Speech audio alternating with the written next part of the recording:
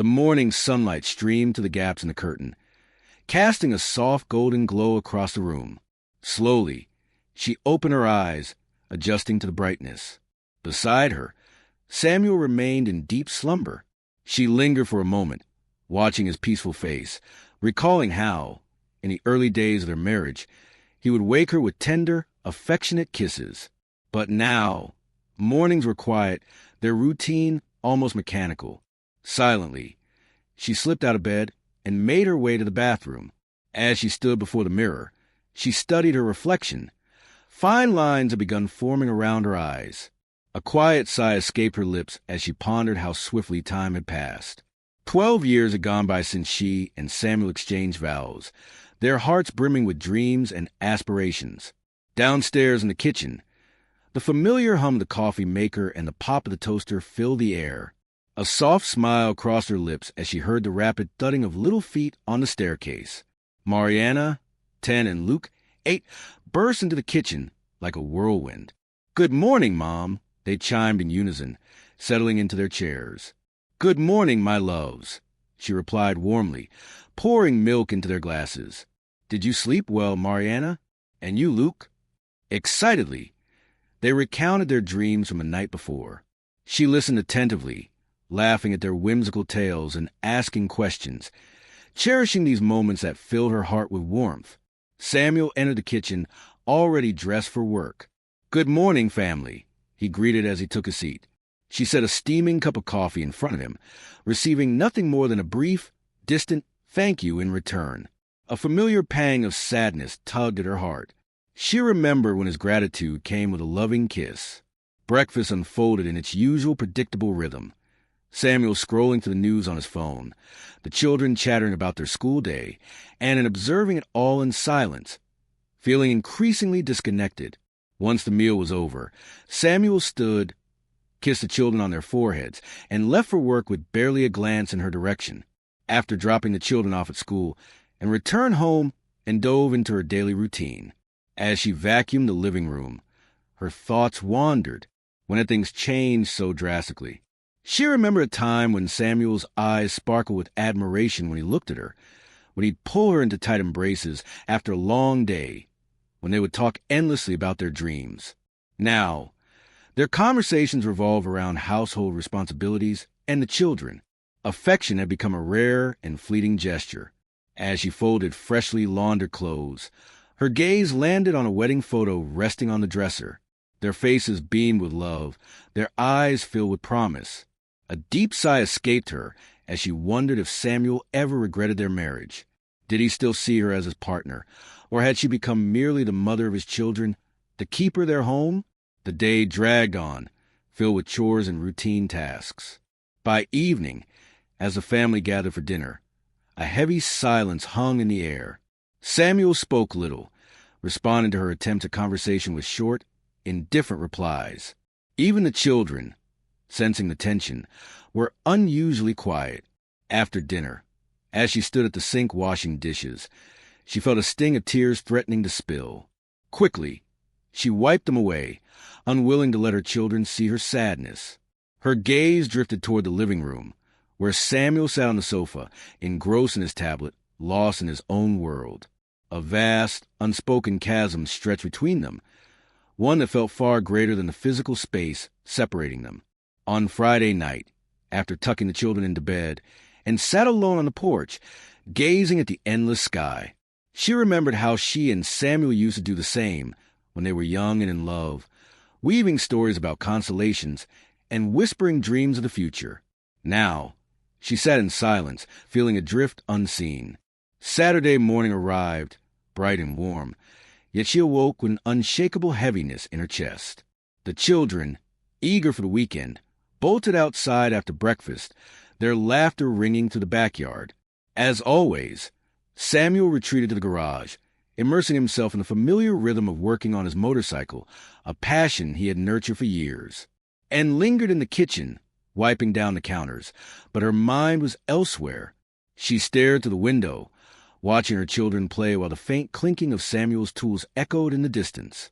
A sudden restlessness gripped her, a suffocating feeling as though the very walls of the house were pressing in around her. Without overthinking, she grabbed her car keys and drove off, letting the road stretch endlessly ahead.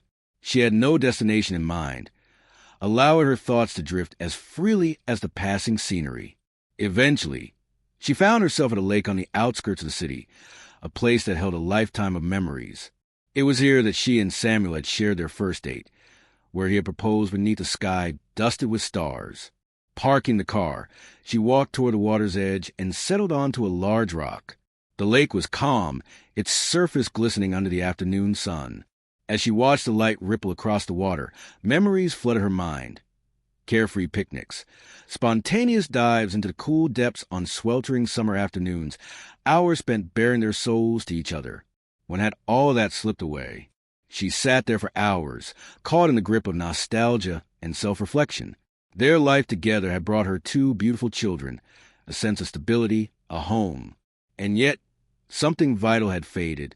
The quiet between her and Samuel had grown louder over the years, filled with unspoken thoughts, obligations, and routine. Love, once effortless and abundant, now felt buried beneath the weight of responsibility. As the sun dipped toward the horizon, she knew it was time to go back. Driving home, her emotions churned.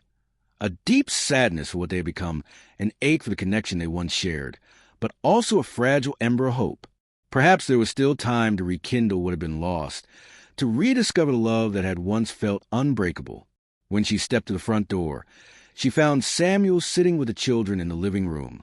He glanced up, concern flickering across his face, but he said nothing, without a word. She moved to the kitchen, her actions mechanical as she prepared dinner, her mind still entangled in the thoughts from earlier. That night, she kept the meal simple, lacking the energy or enthusiasm to create anything elaborate. As she set the table, she called the family to eat. The children rushed in, bubbling with excitement as usual, while Samuel moved more slowly, settling into his chair with a pensive expression. The atmosphere was subdued. Though the children filled the space with their chatter, an invisible tension lingered beneath the surface. Samuel asked a few casual questions, but remained quiet, lost in thought. She debated whether to start a deeper conversation, to bridge the widening gap between them, but the words remained trapped in her throat. Then, something unexpected happened.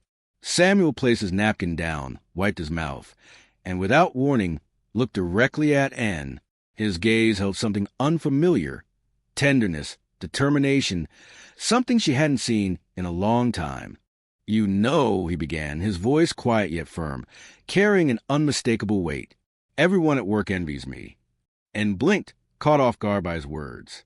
The children, sensing something unusual, paused their conversation, now focused on their father with curiosity. Samuel continued, his voice steady. "And it's not because of my job, my car, or even my motorcycle." He hesitated for a moment, then added, "They envy me because I have you waiting for me at home." Anne's heart fluttered unexpectedly. She parted her lips to respond, but Samuel gently lifted a hand, signaling for her to let him finish. "When you're not here, the house feels empty, like something essential is missing," he continued, his voice thick with emotion. "You are the heart of this family, the anchor that holds everything together. The things you do, the ones that might seem small or unimportant, are actually what make this place feel like home. They give me peace." His words lingered in the air, heavy with sincerity, and felt her chest tighten as tears welled in her eyes. Across the table, the children exchanged glances, sensing the significance of the moment. "Dad," Mariana asked softly, wonder lacing her tone, "why are you saying this now?" Samuel turned to his daughter with a small smile before meeting Anne's gaze again. "Because sometimes we take the most important things for granted. We assume they'll always be there, so we forget to say what truly matters. But today, when you were gone, I realized how much I miss you, even if it's only for a few hours." Luke, always a sensitive one, hesitated before asking, "Are you and Mom going to split up?" Anne and Samuel exchanged a glance before breaking into quiet laughter, a moment of lightness breaking through the tension. "No, sweetheart," Anne reassured him, her voice steady now. That night, after dinner, they tucked the children into bed together. something they hadn't done in a long time. They shared bedtime stories, laughed at Luke's goofy jokes, and answered Mariana's endless stream of questions about how they met. When the children's bedroom door finally closed and Samuel lingered in the hallway, their eyes locking in the quiet space between them, Samuel took a step closer and pulled her into a deep embrace, one filled with warmth and meaning. "I'm sorry," he murmured against her ear, his breath warm on her skin. "I'm sorry for being distant. Life, responsibilities, they made me forget the little things that matter.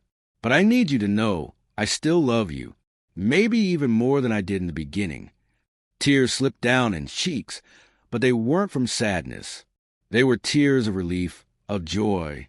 She pulled back slightly, looking into his eyes. "I'm sorry, too," she admitted. "I should have told you how I was feeling instead of keeping it to myself. I thought maybe you didn't see me anymore, that you regretted choosing me." Samuel shook his head firmly, his expression unwavering. "Never. Marrying you was the best decision I ever made. And I promise I'll show you that every day."